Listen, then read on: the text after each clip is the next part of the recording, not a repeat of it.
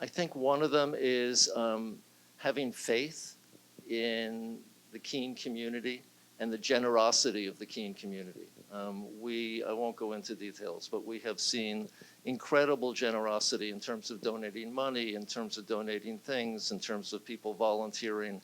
And if you ask, there are lots and lots of people who will help. I think another value is the autonomy of the people we're trying to help. So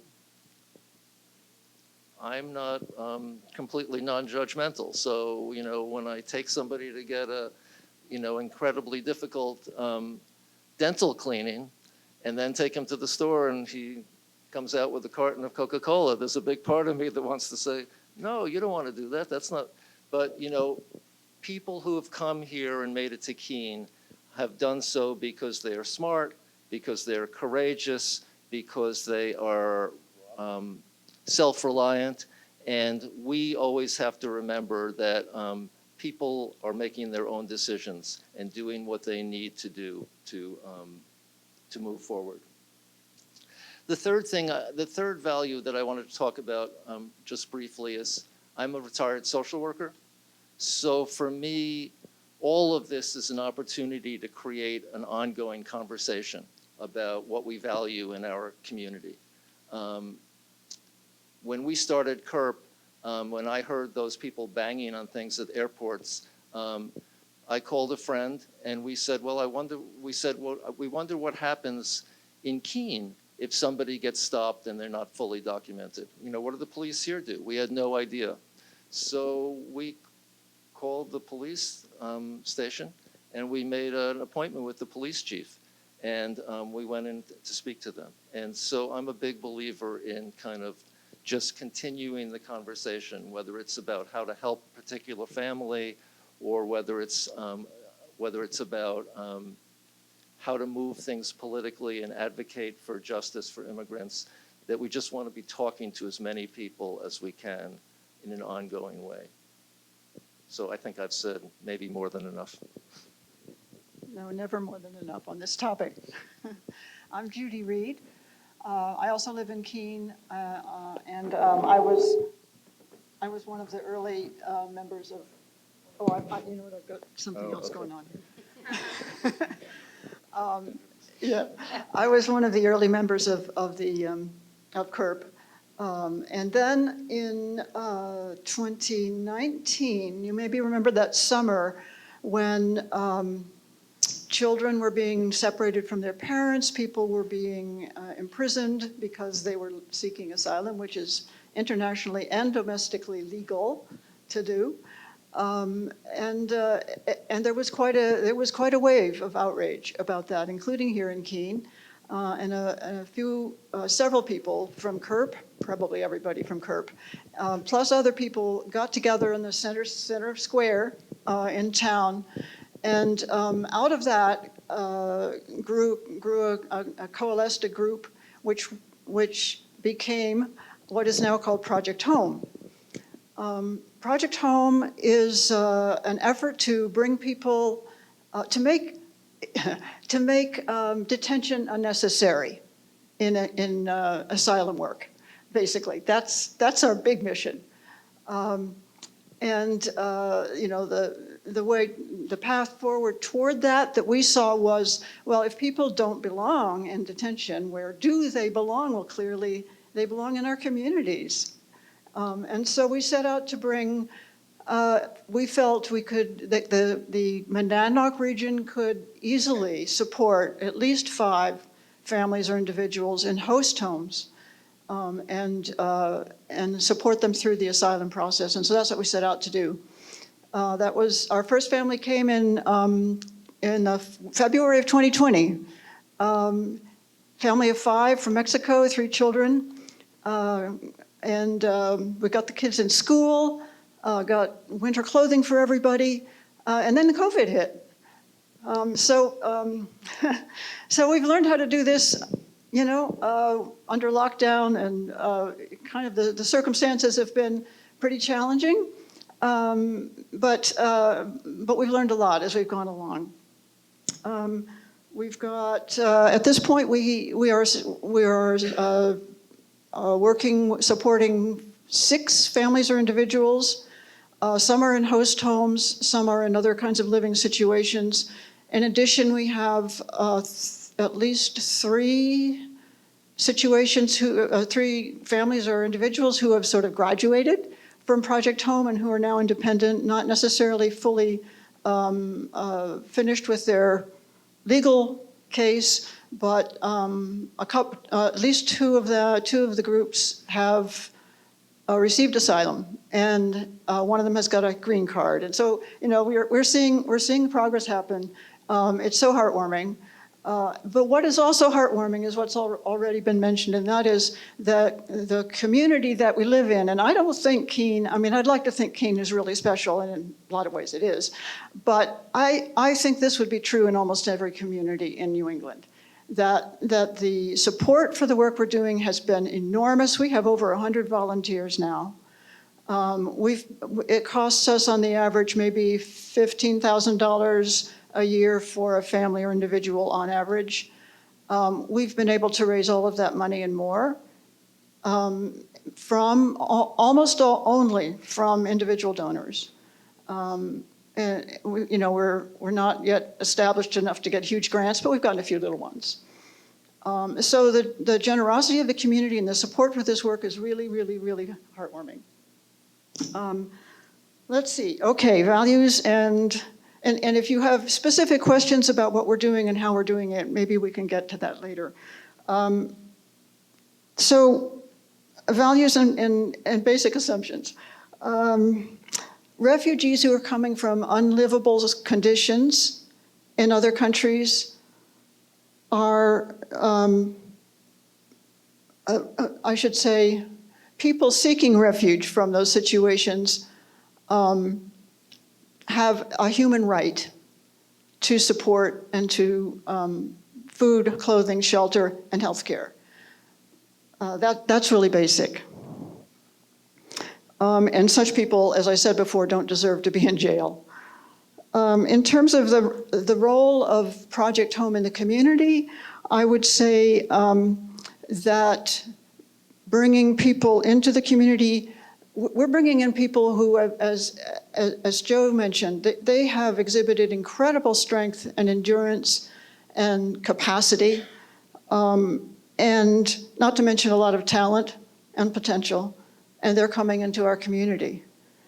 The other thing is that we've provided a channel for people, I think like many of you, to participate in making something really important happen and creating change that needs to happen. Is that? That's my accompaniment. Okay, all right.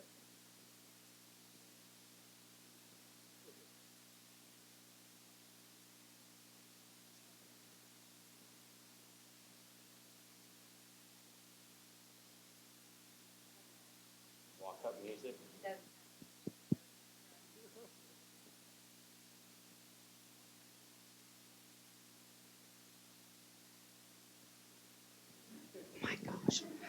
Is this on? They told me, totally shut me down when my phone was making noise. I'm sorry about that. I'll go grab it in a minute. I'm Martha Tecca, and I'm here for 2 organizations that I'm involved with. One is the Upper Valley Neighborhood Support Team. That was formed, one of the first co-sponsorship organizations formed in New Hampshire in response to the Afghan evacuation in the fall of 2021. I'm also representing another Upper Valley organization, which is called SHARE, supporting and helping asylum seekers and refugees. That started, and a number of you, I think, have been involved with those folks over the years. They came out of a faith-based work with the United Valley Interfaith Project, and also started pretty much in earnest in 2020, starting to welcome primarily asylum seekers. And over the last basically since the fall of 2021, since Afghanistan, that marked a big sort of change in both of the organizations. Whereabouts, it was a brand new organization, the Neighborhood Support Team, and then SHARE. And we have been working together in a variety of different ways to make sure we can be as collaborative and sort of collective as possible in making sure that there's kind of no wrong door if you're a newcomer, refugee, asylum seeker, whatever your letters or numbers are that the government gives you or doesn't give you. We want to make sure that we're able to help you be welcome into the community. And we are in the process of trying to figure out what that looks like organizationally, and we'll talk a little bit more about that. I know that's another piece of our puzzle. I come to this, so since 2020, I'll just put some numbers quickly, we have been involved with about 60 folks who have come in, have been initially settled in the Upper Valley. Some of them that we have sponsored or had sort of specific responsibility for, and some who have come in through private sponsorships that we've been helping to support. Some of those have come in and left, one family within a week when they realized where they actually were. This isn't Sacramento. In January of 2022, or December even. Yeah, it was, anyway, they came in gently, went on to their next very happy space, more happy space. And at the moment, about 40 individuals that we're sort of actively involved with, asylum seekers and also folks who are in the humanitarian parole, SIV, refugee, immigration transition. I don't come to this as a long-time advocate for refugees. I'm a healthcare management consultant. I started out doing work in data-driven analysis and what we now call performance improvement collaboratives, trying to make hospital and health system care better. And over the last 20 years, my work has kind of evolved to realize that, healthcare, really, we need to be thinking about well-being and all the resources to help people be well and live their best lives. Most of them are in the community. Most of them are not in the healthcare system. And so sort of moving more toward what communities need to look like in order to ensure that we take advantage of all the resources that we have in communities to help ensure that we're healthy and well and neighborly and loving, and those things that actually, as Alex was saying earlier, have actual financial benefit to all of us and to the health system. So my transition here has come from the organization that pays me something, which is an organization I co-founded 10 years ago, which is called Community Care of Lyme, in our small neighborhood community. It's how do we make sure that everyone in the community can thrive. Everyone in the community has what they need. Sometimes it's services like rides and meals and very rarely English language in Lyme. But a lot of those things that turned out when Afghanistan fell and we were looking around at what are we going to do with all these people coming? How can, with the abundance that we have in the Upper Valley, how can we not figure out how to welcome people and bring them in? So it was starting in 2021 then that I sort of just have dramatically kind of increased my awareness of the opportunity for us as individuals to grow and learn, obviously for the people that we're welcoming and bringing into our communities, but really importantly for our communities to be more welcoming and have a broader sense, a broader understanding of what makes us who we are. Yep, no, that's good. Thanks, Martha. Good morning. My name's Greg Rashane. I'm been a community organizer and community engagement professional for a few decades now, most recently with a group called the Centuria Care Alliance, which you've heard mentioned, and I transitioned out of that role about a month ago. But I'll say we, to make it cleaner, Centuria is a multi-service human service agency around New England. One of the things that we do is refugee resettlement, and we do that out of offices in Worcester, Mass, and West Springfield, Mass, and also Concord, New Hampshire. One of my former colleagues is here tonight or today. If you want to chat with him, Kevin Cody's here. If you have questions about Centuria's work after this panel. In any case, so our role as a refugee resettlement agency is we're the sort of the last line of institutional worker or entity, I'll say, in the big sort of large international structure of resettlement. So our role is to receive newly arrived refugees and increasingly asylum seekers as well in a different way. But to sort of be the initial supporter of these folks, right as they're arriving. So, the shorthand is we meet them at the airport, and then, try and connect new arrivals to key services based on the state they might be in, and those services do differ by state, Mass, New Hampshire, Vermont, wherever you might be coming from. But so we'll connect folks to basic resources, and an initial housing solution, some of the the most important things. That the most basic needs for survival that folks have, upon arriving someplace with very little or perhaps nothing as far as material resources. Although folks, we'd like to say, certainly arrive with a lot of personal capacities and resources, and resilience is very much up there. So that's kind of a bit about what our role is as an agency. As you might imagine, it gets a lot more complex than that. I'll spare you all that. But segueing into values and kind of what I personally sought to bring to this role, and what all of my peers continue to do, is I'll just say empowerment, both of the folks who have recently arrived in this country, be they refugees or parolees or asylum seeker. We're always seeking to empower those individuals, to sort of reconnect them to choice and agency and dignity. But then also empowerment of community leaders, like all the folks here who we're going to hear more from, and that's a key role of mine and Kevin's as well, is to seek out, and empower community leaders who are in a position to help folks not just connect with those basic needs, but also really thrive and really build lives in their new communities. So I'll lead into empowerment.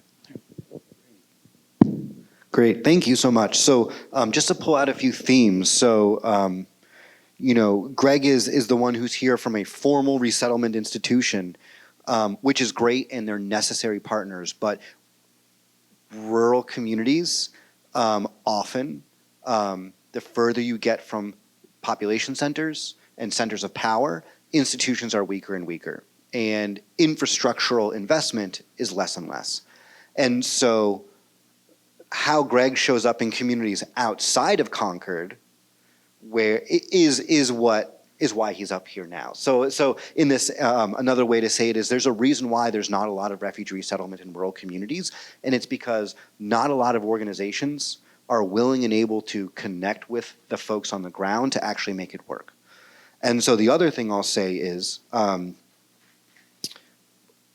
volunteerism. So community will alone isn't enough. It's not a replacement for infrastructure.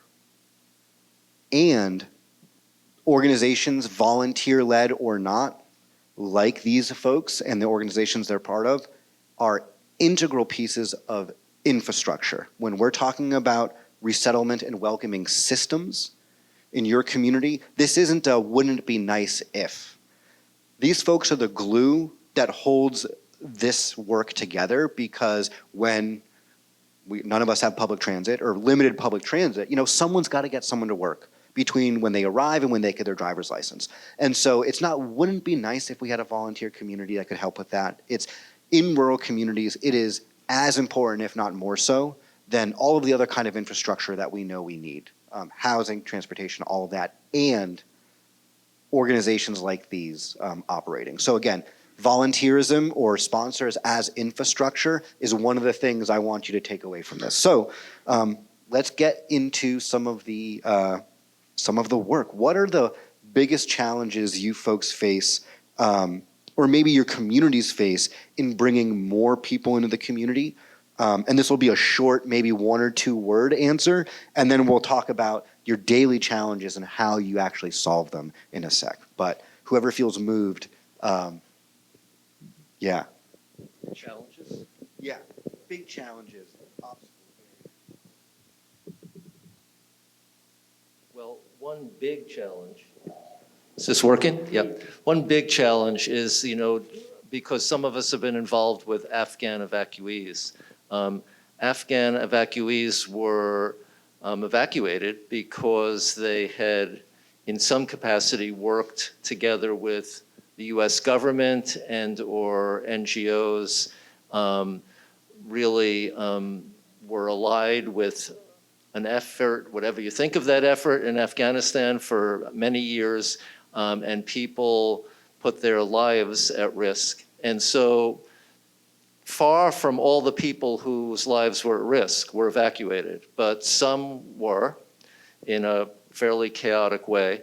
And so, I'm someone who feels like we can do this work on the ground with individual people day by day, but we also have a political system that's really broken. So one of the challenges for me is that when those Afghan evacuees, in who many cases worked with our military, were brought here and sent out to communities, there was almost no money to help them. So that is a real challenge. Yes, Judy said that, we have been able to raise money. We have been able to raise money. But in my mind, that is a real dereliction of responsibility on the part of our government. And part of our job is to push back on that. Another small challenge. Gotta move on. Okay. Save it for the next. Okay. Okay, so working with asylum seekers, I have to reiterate a little bit. The biggest challenge is an incredibly broken immigration system. Overall, immigration system is very broken. For asylum seekers, it's in shatters. And getting legal help for people, because you can't get asylum. It's very, very rare to get asylum without legal help. So trying to find people who are equipped to give that help for little or no money, that's really, really hard. I will just say, I'm going to take 10 seconds to say 2 other things, which actually are community challenges for our guests. One is affordable housing. So as people need to move out of a host home, they can't stay in a host home for 2 years or 3 years, which is what it takes. There's no housing, and what there is too expensive for them. They're not going to have high-paid jobs. And the second is childcare. How can you go and get English lessons, which are only given during the daytime, without childcare? We have mothers with infants in our group.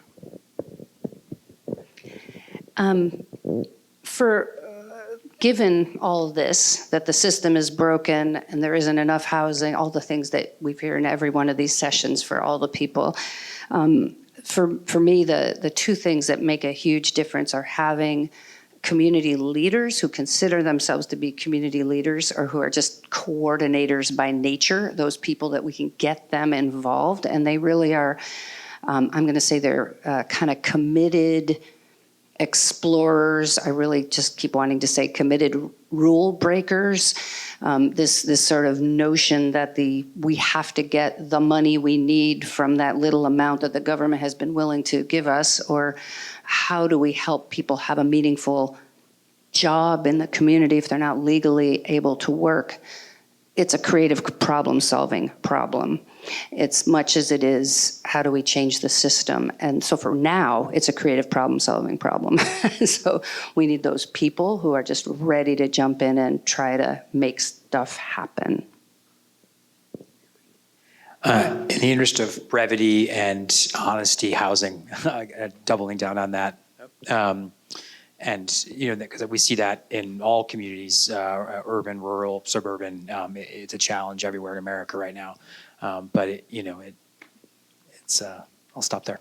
Come back to it. So one thing I want to say is that yes, housing, childcare. One of the reasons why we focus on welcoming in that phrase is that after day 91, and this is generally for refugees, the American refugee program is really only a handful of months. And once folks are welcomed into our community and have access to jobs, they are far more similar to your average working community members. And so our failures to invest in infrastructure for working class folks is expounded when we're talking about people new to our regions. And so, it is because I've lived in my community so long that I knew that the moment we had a positive pregnancy test, I get on the list. But what if you show up and you are already 6 months pregnant? Not only are you already at a loss, but even knowing that the moment you get arrived, you better hope your case manager knows to get your name on that list.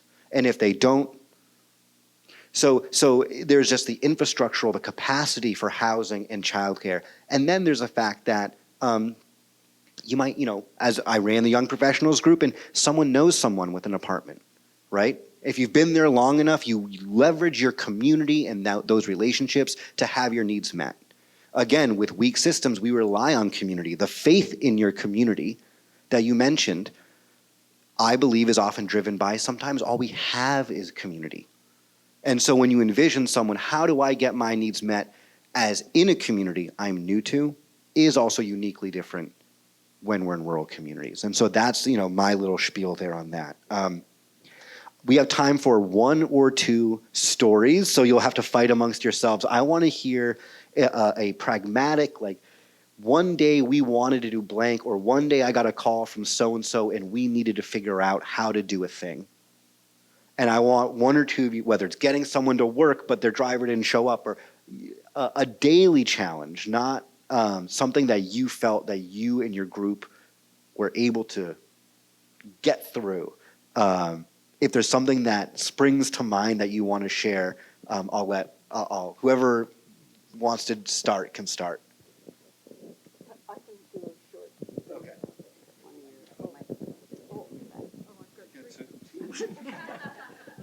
Does this one work? No. You got to hold it close. You got to just hold it. Oh, okay, it does work. Okay.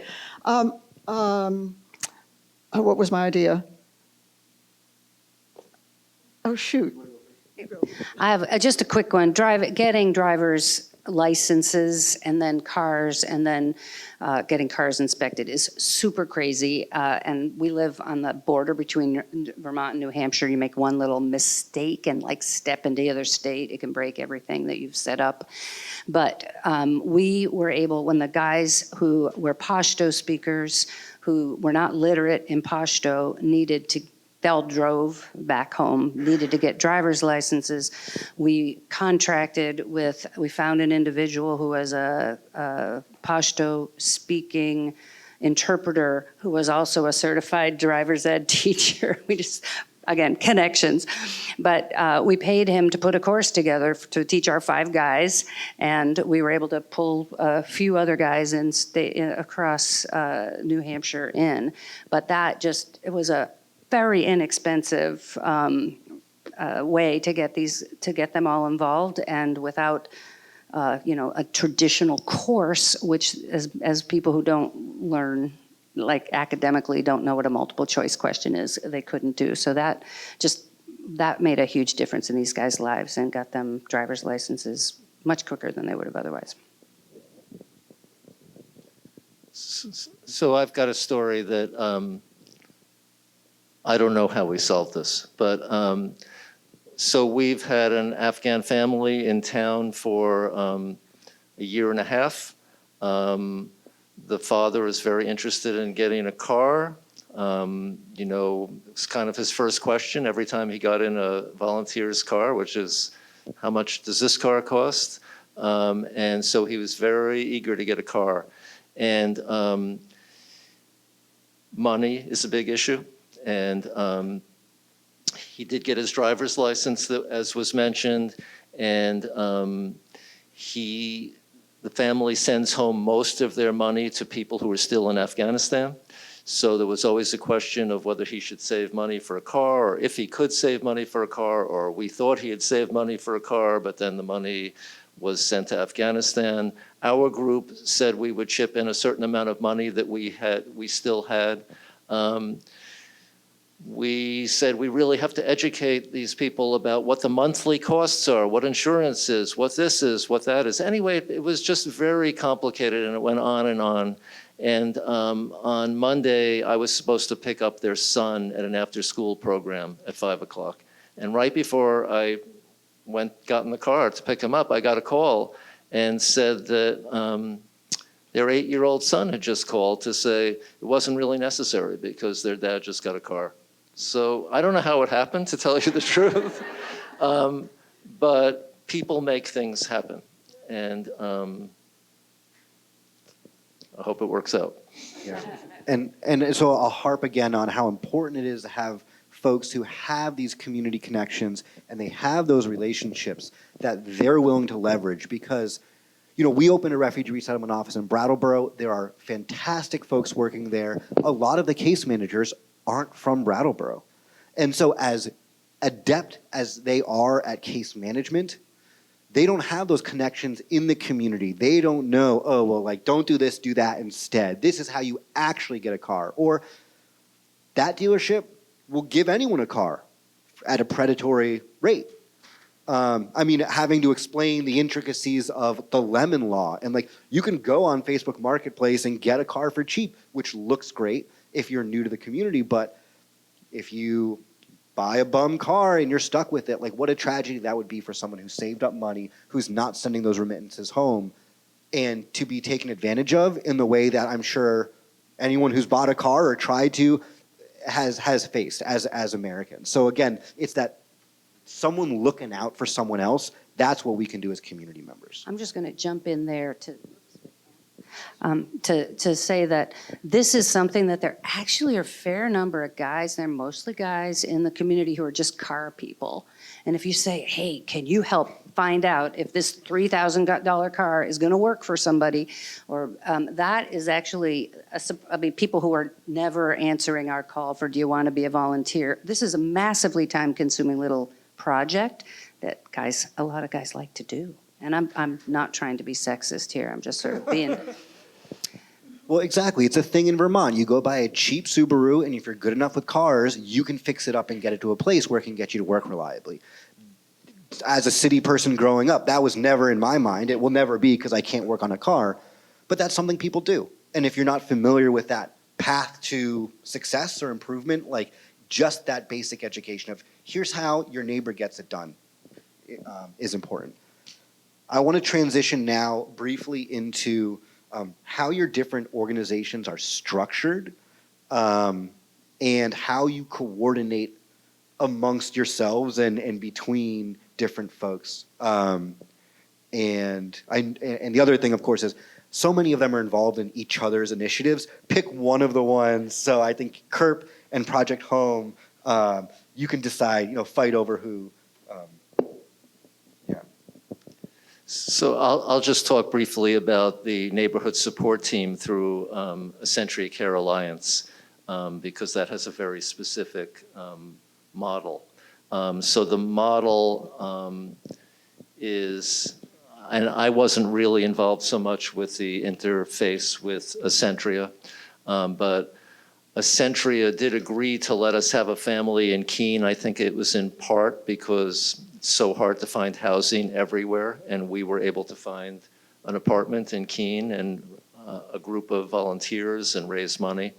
So this model is that we bring a family, first create a support group, which I think has been around, I'm looking at Eric because he's our fearless leader, been about 10 to 15 people, some more involved, some less involved, some having leadership roles, some just giving rides, some finding furniture to furnish the apartment. So we get a group together, we start raising money. and then Essentia supplies a family, and we pick them up and bring them to Keene, and they move into their apartment, and then this group of 10 to 15 people coalesces around the family to support them in the variety of ways that people need support. Everything from language to medical care to explaining customs, explaining how things are done, to helping them get a job, et cetera, et cetera, et cetera. And so we've been doing that with this one family for a year and a half. They just got a car, so in many ways, they are moving towards becoming more independent, but there's a lot to become independent. And is that relationship with Essentia a formalized sponsor? Do you sign anything before you start? Well, I'm a little hesitant to talk about that, but I mean, it is a formal relationship, but I think, let me just put it this way. It seems like things were incredibly chaotic. So, because Essentia received all these people at one time, and Essentria's staff in Concord had been really ravaged because the former, administration had stopped refugees from coming to the country pretty much completely. So their funding and ability to maintain staff had dried up. So it was all pretty chaotic. It was a formal arrangement. It ended up being a very informal arrangement. And so that's great. I do want to touch on the importance of that, because one of the reasons why building capacity in your community to do this work is that we don't know who the next president's going to be.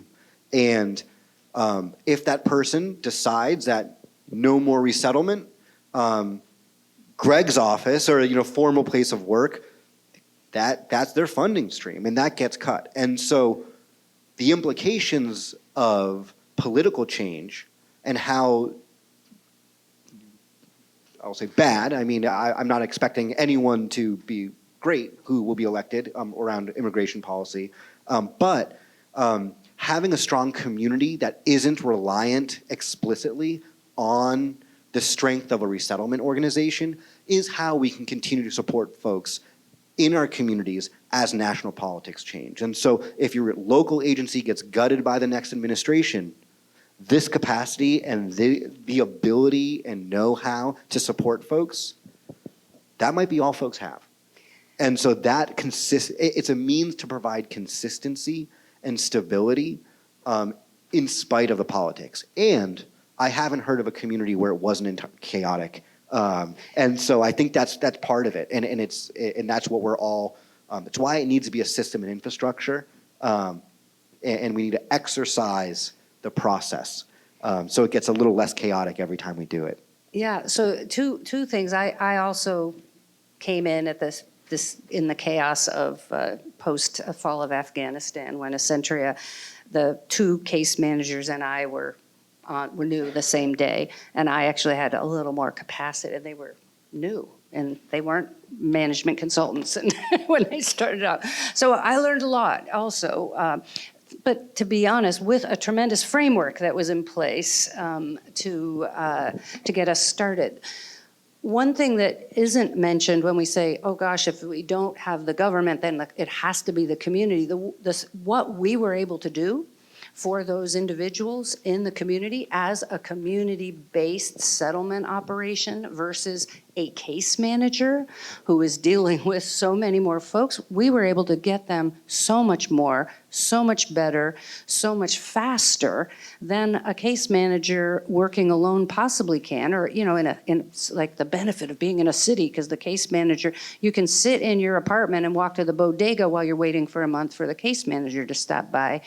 It's just a very different situation. So I just want to spin that on its head, that notion that we have to do it because the government might not be able to. It's like we have to do it because it's where the resources are. So just to answer your structure question, if we can do that. So one is we do have a signed agreement with Essentia, which is still there, and we we get help when we need it. And we have a number of organizations between what we're doing organizationally. We have a number of individuals and private sponsors that we're kind of pulling together. So we have the support teams for every individual or family. That can be an individual or a big team, depending on what they need. And then we also have begun to develop what we're calling resource teams. So we have all the different folks who are the English language formal programs and private tutors that we can, and a list of all the different newcomers so we can figure out how to match them to the resources with their schedules and all that. Same thing in healthcare, and there hasn't been a lot of conversation about healthcare, but that is a huge piece of this puzzle. Similarly, a resource team to help folks navigate so that every new case team doesn't have to figure out all the ways in and around the health system. And the changes. So that's the general structure. We have a core team of folks that meet a lot and are trying to keep in touch with the support team, individual support teams, and put some structure around these resource teams. So that's kind of where we are structurally. Great. And Judy, yeah. And ours is, Project Home is similar. I think we actually kind of communicated a lot with Cher when you were getting started. Yeah. So yeah, we're all volunteer. We have no staff. We don't have an office. We just work out of our homes. So that's a bit, that can be a little bit chaotic, but we do have a structure. In terms of organizationally, we have a core team of about a dozen people who meet monthly now, originally weekly. And then we have from that group a team of three people form a leadership team. From that group, they rotate. They each have a 3-year term that's rotating. So every year a new person comes on and somebody goes off. So that people from the core team are taking turns dealing with the week-to-week stuff, day-to-day stuff often that needs to be done. So that's how we function without staff. Might not be sustainable forever, but that's what we're doing right now.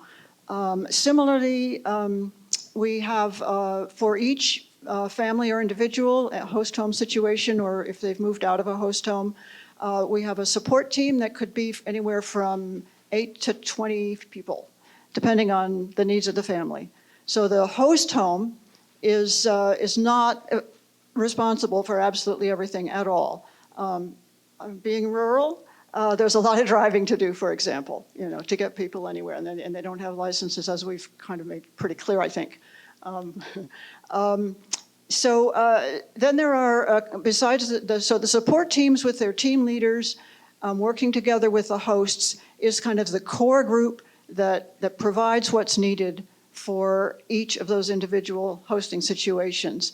And then there's somebody from the core team who is connected, if they're not already one of the team leaders, somebody from the core team is connected with that team so that we have a way on the core team to be closely in touch with what's going on with each of these hosting situations. As I said, we have 6 of them right now. So it's, and we have people if you know the geography of the area, we span from West Chesterfield, which is almost Vermont, and then east to the Peterborough area. So it's a pretty big region where we have our folks working. Great. And there's anything else I should add? To Greg on, if you could just explain what a VOLAG is generally and. Sure. So I'm going to not dive too deep here, but kind of navigate the middle ground there. So Accentria is, essentially what we'll call a local affiliate, right, of a national, and we're local affiliates in 3 different cities. We're a local affiliate of actually 2 different national agencies in the different places. In New Hampshire and in Worcester, we're an affiliate of a national agency called Church World Service, which in turn is a VOLAG, right? Church World Service interfaces directly with the United States Refugee Resettlement Program, which is out of the State Department.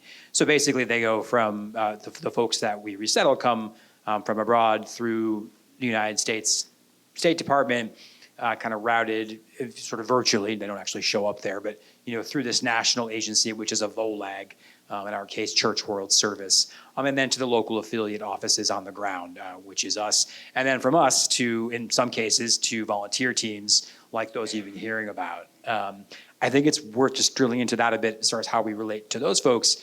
As I said, our work is in some of the transactional stuff and connecting to certain benefit streams, for those folks who are not connected to volunteer groups, we do a little more intense work, finding housing, et cetera. But a thing to note just about the volunteer effort is, it sort of happened that we kind of really ramped ours up in the face of the Afghan resettlement effort, which, as all have noted, was quite a chaotic and very unprecedented process. But what's notable about this group in this conversation, I think, is we resettled with neighborhood support teams that were very proximate to our offices, and then some that were further afield. In cases where teams are a little more proximate, that allowed us to be a little more actively involved in an ongoing way in things like housing or perhaps English language stuff or employment supports.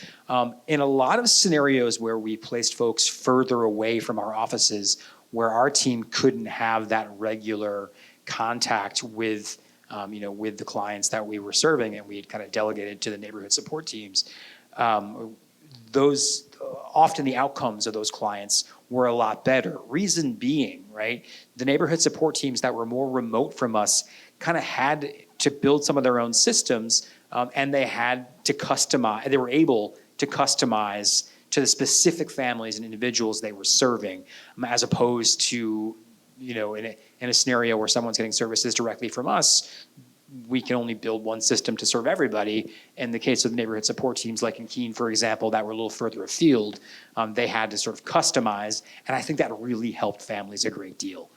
So that's an interesting sort of structure wrinkle and an argument for why this can really work wonderfully in rural communities. Thanks. And so almost always, especially if you're just starting out, connecting with one of these VOLAGs, there are nine or 10 of them, they're formal refugee resettlement organizations, is a great place to start. However, there is something called Welcome Corps. I will spend only a minute explaining, and now, in order for the United States to reach its resettlement goals, as stated by the current administration, they realize that groups like these can or should or will be empowered to directly receive families under a sponsorship agreement. And so when you partner with, whether it's the federal government or with one of these agencies, it's very clear what needs to happen within those first 90 days. It's very prescribed. And if you are partnering with a volunteer agency, you kind of divvy up those responsibilities, and that's what you signed, and we all agree, you're gonna do X, Y, and Z, and we'll do everything else. Welcome Corps is, I believe, similar, but not affiliated with any one of those 9. So if you're in one of those communities, now there are resources, trainings, other kinds of support to stand up an organization like this, even if your closest resettlement office is miles and miles and miles away. If you're interested more in that, reach out to me later, and there's plenty of ongoing education we're organizing for that. Turning over to Q&A, but the strategies I want to pull out, I had a list of things based on talking with folks that I think they've already mentioned mostly. Building and using networks in place has already been talked about through and through.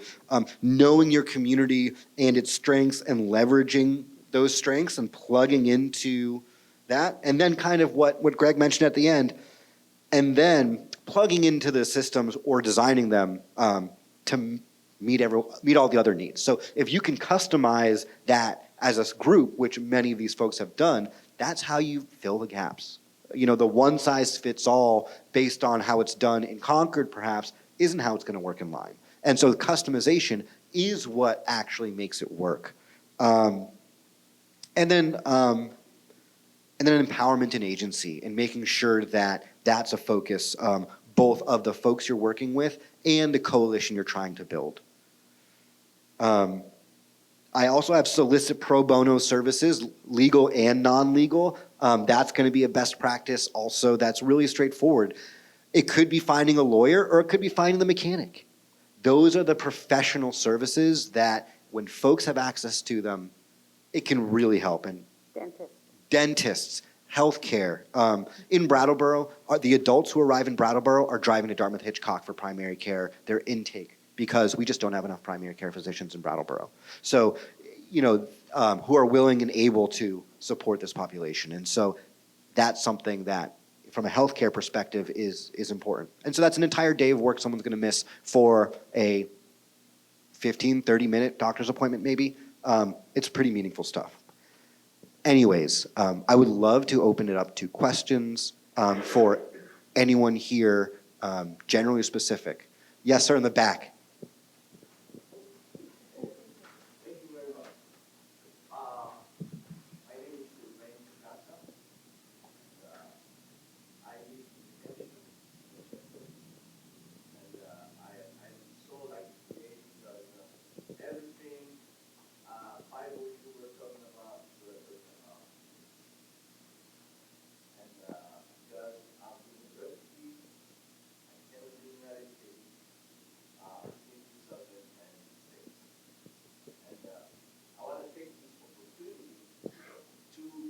Have you to resolve all the problems you were talking about?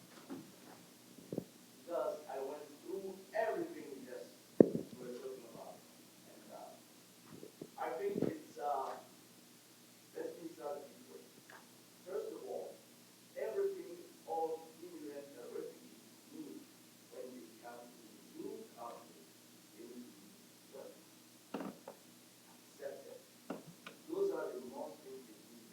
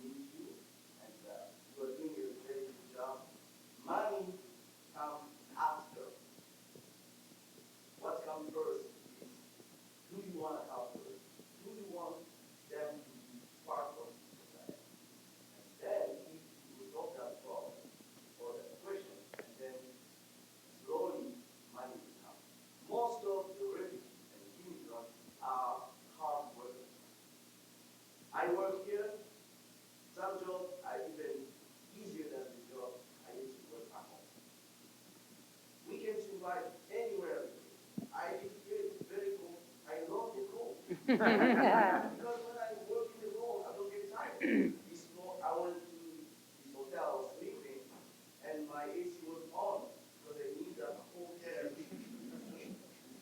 So thank you very much, and I think that my contribution can help resolve some of the problems. There's many, but resolve the big problem. Everything is done.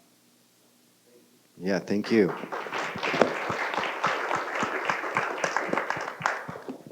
Thank you. Yeah. First you and then you. Yeah. Hi, thank you very much. I didn't see your name. Sylvain. Thank you, Sylvain. That was very powerful. Mine's a little more pedantic, maybe. So I'm on part of a group in Northeast Kingdom of Vermont, in the three northeastern counties called the Northeast Kingdom Asylum Seekers Assistance Network, NECASAN. So there's a lot of what you said that resonates with what we experience up there, except we're even more remote. And it's a much poorer part of Vermont than I think this area of New Hampshire is. I'm not from here, but that's my assumption. And so I have a number of questions.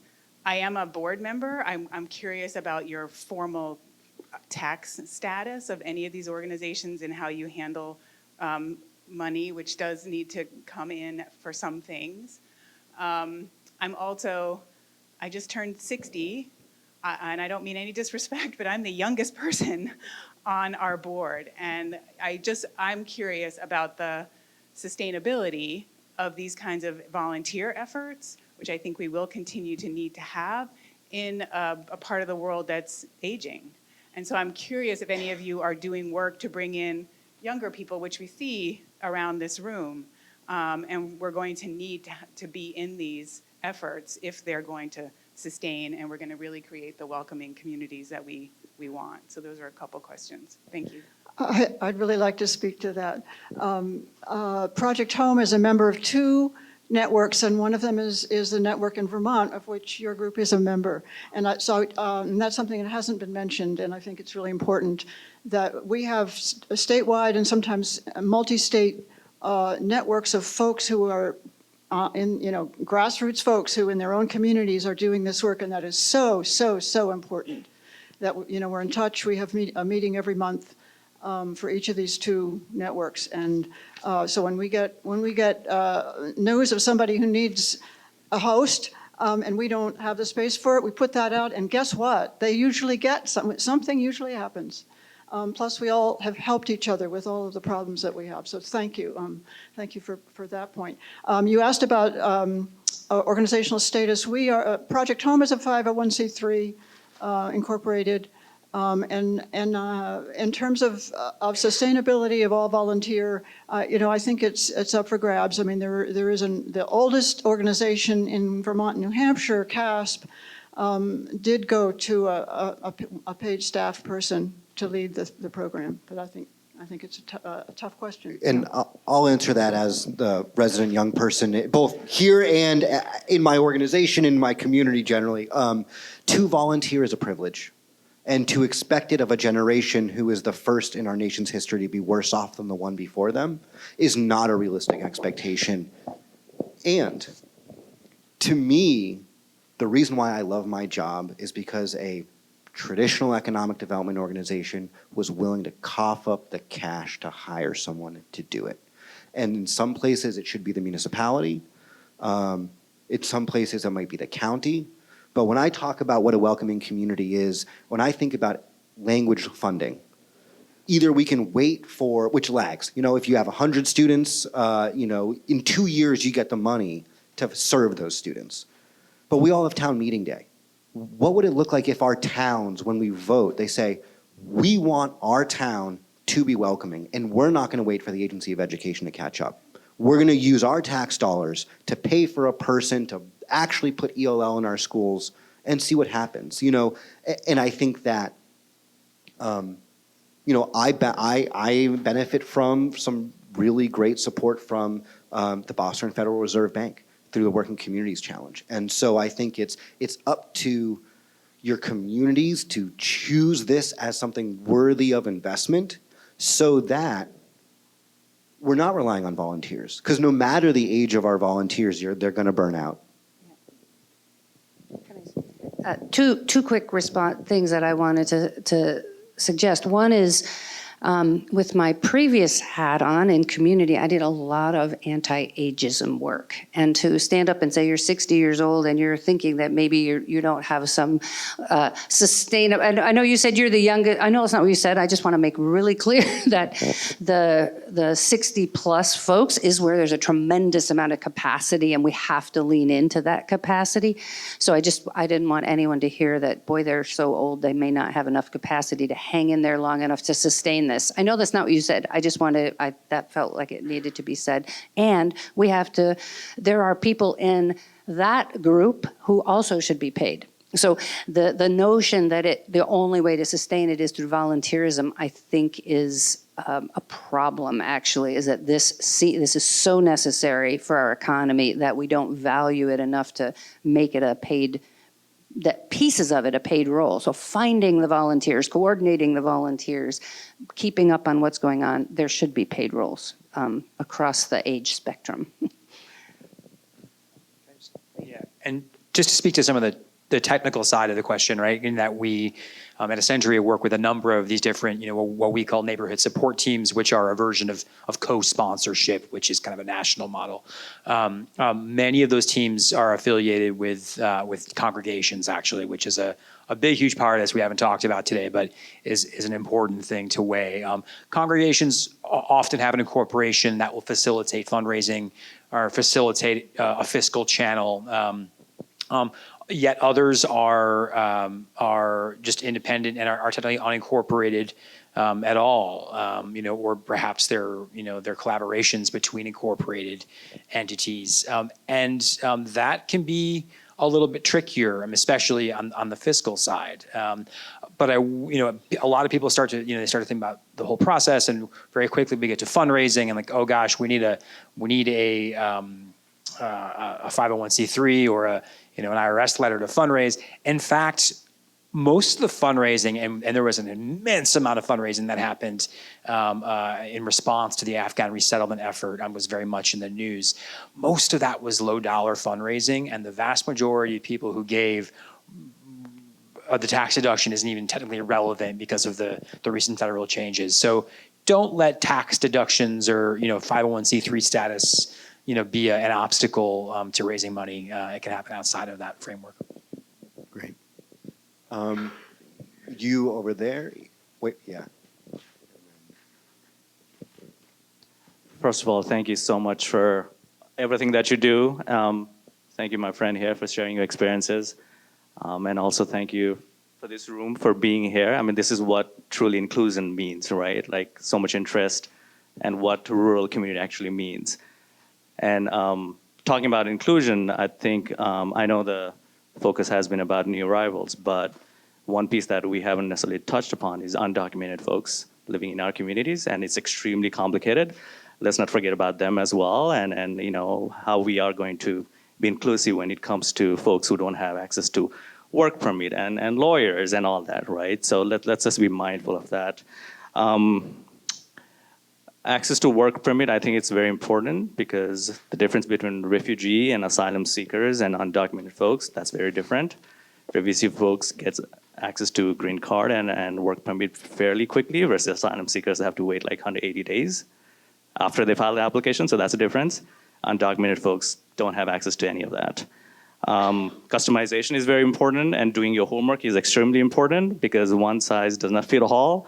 Needs from refugees from Bhutan is very different than the refugees from Ukraine and asylum seekers from Latin America, right? So we have to do our homework, and we have to make sure the workforce and services that we're providing are based on the skill set that they're bringing in, right? And not just lump everybody at the whole, everybody needs like English classes, right? That's not necessarily true. That is a need, but that's not necessarily true. And finally, I think it's important for us to understand or educate ourselves about the difference between voluntary migration and involuntary migration. A lot of what we talk today is about involuntary migration, but voluntary migration is also very important because when we are looking for board members, staff, and influencer positions, right? Who gets access to those resources? That's very important. So thank you again for all this work that you're doing, and thank you for being here and this opportunity to share my thoughts. Yeah, Thanks. thank you. Yeah, one thing I'll say in response to some of these comments is, the other reason why paying someone or raising funds to be able to hire people to do this work is the best thing that our organization did as a part of our initiative was hire a new Vermonter. They were in Brattleboro for 60 days tops before we hired them to be a full-time employment specialist. And so when no one showed up to work on Eid, I wasn't the person to be that intercultural liaison. It needed to be someone from that community who understands that community and could represent it and educate the employers about here's why it's not realistic for you to assume for anyone to show up on Eid.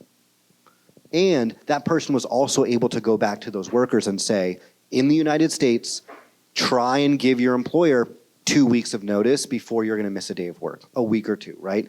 And so really understanding who can serve as that bridge between cultures, it's not someone who looks like me.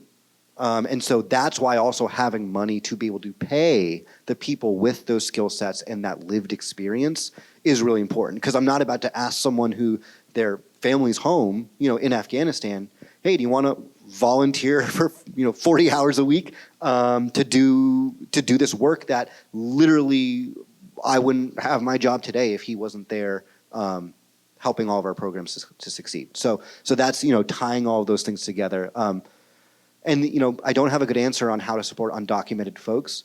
My belief, it's why I believe in universal basic income, is that our obsession with work in the United States and how we tie it to people's dignity and ability to shelter and house and clothe and feed themselves and be a part of community. That's my personal thing, but I don't.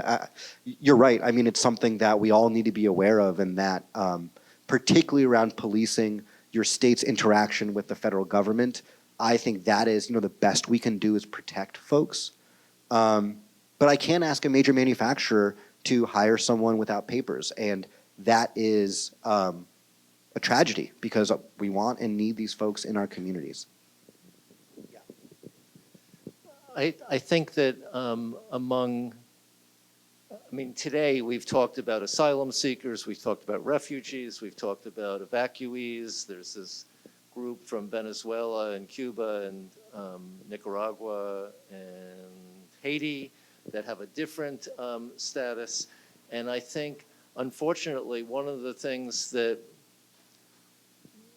places where we really need to educate people, I think, is that among many, many Americans, they just see that this as a completely binary situation. Either people are documented or they're not documented. And the reality, as we've discussed here, is that there are so many different statuses, and even people who are undocumented might have a path to one of those statuses. So it is very complicated, and I've certainly learned a lot, but I don't consider myself an expert at all about these different statuses. But at the very least, to talk to people about the fact that this is a complicated area and everyone's different and everyone's a human being, basically. And I would just say that one thing in terms of undocumented people, we recently passed a law in New Hampshire which will allow immigrants who are children or pregnant women to be relieved of a 5-year wait, which was the case until January 1st, when this will change, to apply for Medicaid, to apply for health care. And so I've done a lot of research on this in sponsoring this bill with national organizations. And I was shocked to find out we were the only state in the Northeast that didn't waive this 5-year wait for immigrants. But in several other states, like California and New York, they provide health care, provide Medicaid for completely undocumented people. And they do that, they're not allowed to use federal funds, so they use state funds. So There are efforts being made across the country to remedy these situations or mitigate some of the suffering. On the other hand, the evacuees from Afghanistan, who our government evacuated, there's no clear path for citizenship for them. So there's a lot of problems, and there are a lot of efforts to solve problems, both at the same time. We are almost out of time. Any pressing questions? Yes.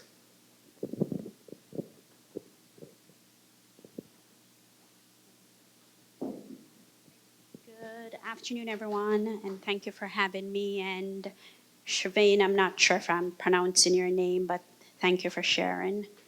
My name is Gail Summers. I'm a community resident, and I've been a Keene resident for the last 10 years. I'm a migrant from Jamaica. I was born and raised in Jamaica, migrated to the U.S. in the early 1990s. So I've lived in the U.S. longer than I've lived outside of the U.S. Still consider myself a Jamaican. I'm an American, but I'm a Jamaican by culture and all. At any rate, seeing that we have time, we don't have much time, I should say. My question for you, and hoping to get you to weigh in on this, as my friend Shavain said in the back, what matters most is that immigrants are welcome here and that everything else follows. And Lisa is not here, but I wanted to commend her and on the simple task of making Pashto signs in the break room. I own Yasso Jamaican restaurant, and I think it's a privilege that I see a lot of culture come through my door, whether it's from the nurses that visit the area and the nurse work program, and they come in and they're like, oh my God, there's culture food here. I miss this because I'm traveling from a big city or Florida or Georgia or wherever, and there's food here. And they'll listen to a little bit of music and they'll hang out, and they're so excited and psyched that this culture is in this neighborhood. But what I also see in here too is, I think of a nurse, Felicia. She was from Jamaica with her family, and she came to Cheshire Med, and she was on a resident permanent green card sponsorship program, one of those programs that take you to the area where you're under a contract to work for 2 or 3 years, and maybe within days of the end of that program, she left.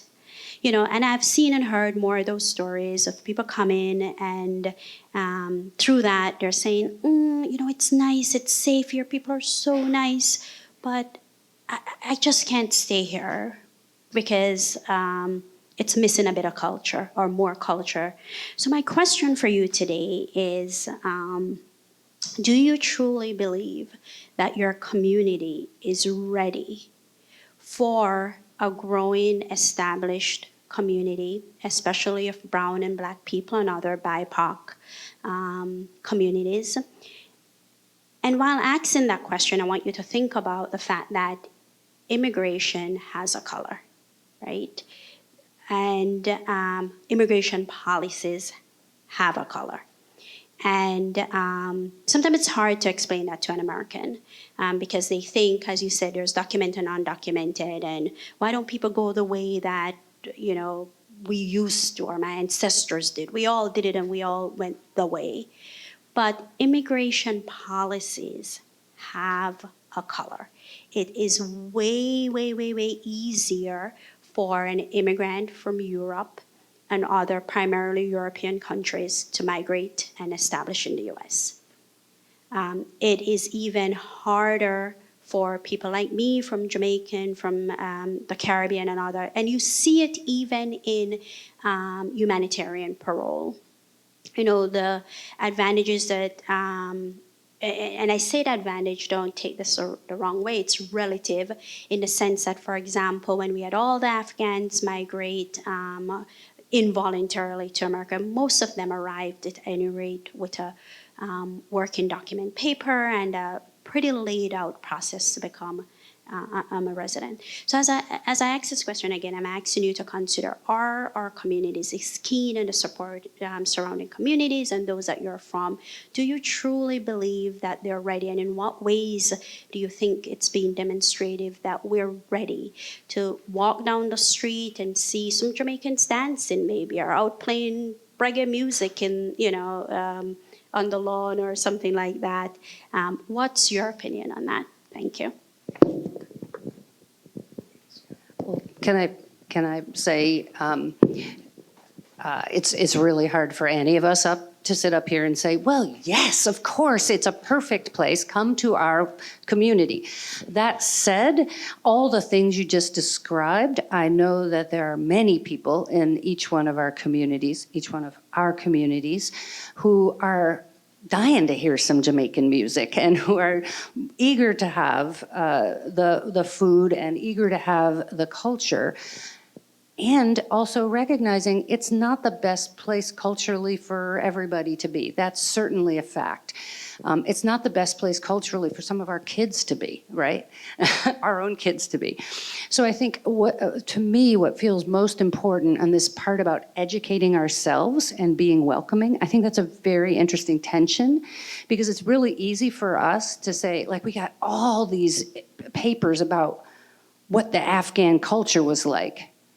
And then we met 5 Afghans, and they were so different from one another, of course, like any one of us, right? So we have to do enough education that we have some basic understanding, but there's nothing that beats, hi, who are you? How are you? What do you love? What's important to you today? And actually creating that. It's not about educating, it's about welcoming, it's about engaging. And so I think with authentic engagement among people of all ages, of all colors, that we get there. We're not there yet, but I think there are people in many, many rural environments. And the one question we didn't ask earlier is is anyone here not from New England? I'm just curious if so a few folks more, but yes, that's great. We certainly have it in New England, and I'm guessing elsewhere. Not every rural community is ready at all, but many of us are. And I think that, I don't know if that answers your question, but I mean, it's so hard for any of us to answer that in a way that's super helpful. I don't know if this is helpful, Gail, but I would say the answer is absolutely yes and absolutely no. That I've lived here for 30 years, and when I first moved here, you rarely saw a person that was non-white, and that's changed. We still have a very homogeneous population in the Keene area, but it's changed significantly. I think there are people who are very welcoming, by nature of their own spirit. I think there are people who feel like we are welcoming, but have all kinds of unintended biases that probably do not make for a welcoming culture. And then I think we have people who are white supremacists in New Hampshire who are, actively engaged in demonizing anybody who's different. So I think it's all present, and the only thing that I can think to do is do the right thing in the moment when you're with your life and when you're confronted with a situation. The one other piece I want to add to that is we can be a welcoming, wonderful place to start, even if it doesn't seem that this ends up being the sustainable, most wonderful, perfect place for us people to live over the longer term. The hug and variety of things that we can give people access to, the visibility of choices, it may not be the best. Like I say, our own kids is not necessarily the best place for everybody over the longer term. And so it shouldn't always feel like a failure when people don't stay in the community. Yeah, so I do need to wrap up, but to end on that note, it's at least starts with intention. If someone is not willing to put up a sign, they're not willing to do the actual work to welcome someone. It doesn't end with the sign, but if they're not willing to do that, at least in our perspective, placing if someone says, I'm not going to translate any of the workplace materials for this person, say, great, we'll go down the road to the employer who will, because at least they're trying. And I think that is where folks like us need to start. But it's important to understand why U.S. welcomes was for Afghans, and the migrant crisis are for not those folks. And the photos of people on horseback chasing down Cuban migrants at the border, how we as a nation and as communities look at different populations is it's rooted in colonialism, it's rooted in deep our own racist history and others. And, xenophobia is not anti-blackness, and those are things that intersect often. But Brattleboro, as we begin to resettle refugees not from Afghanistan, will face a different challenge. Because as folks from African nations, and we engage with the Cuban and Haitian program, there will be anti-blackness in our community, and that we didn't see with the Afghan population. And we as a community need to be inwardly looking and addressing these issues where they come up. Or it's right. Or people will show up, even traveling nurses who are literally saving our lives. Their place of employment can be great. We hear it all the time. And someone's here, they show up the hospital, they love it, and they go to rent a car, and someone asks for their papers when they go to rent a car at Enterprise. Which if I did that, no one would ever ask me that. Asking for a high school diploma. Who has your high school diploma on paper still? No one. And so, well, some people do, but I've never been asked for it, right? And so I think it's important to realize when we're applying different rules for different people, and because it's built into our systems and structures, and that is part of the work. Thanks to you all for being here and for being intentional about this. Thanks to our panel. Please, everyone, round of applause. And if you want to do this work in your home community, reach out to us and we'll help you. There's a volunteer community orientation that's being started up. It's going to take over the course of about 6 weeks or 8 weeks, starting the beginning of October. If anyone is interested in learning more about that, it's going to be by a combination of online and in local communities. So I would love Is to that tell. what we have posted? Is that That's what you have. Is it posted in so here? welcoming Yeah. communities Doing it. VT.com. welcomingcommunitiesvt.com will show a little bit about the initiative I run, but again, the magic of it is that the volunteer part of it is mostly run and informed by these folks and people like them. So if you're interested, there's something for you on that website. Yeah, that's right. And this specific program, which says it's about Southern Vermont, but I'm in the Upper Valley, which crosses Vermont and New Hampshire, and I can say with confidence that if any other organizations wanted to join in, it would be awesome to have you be part of the interactive education. All are welcome. Thank you.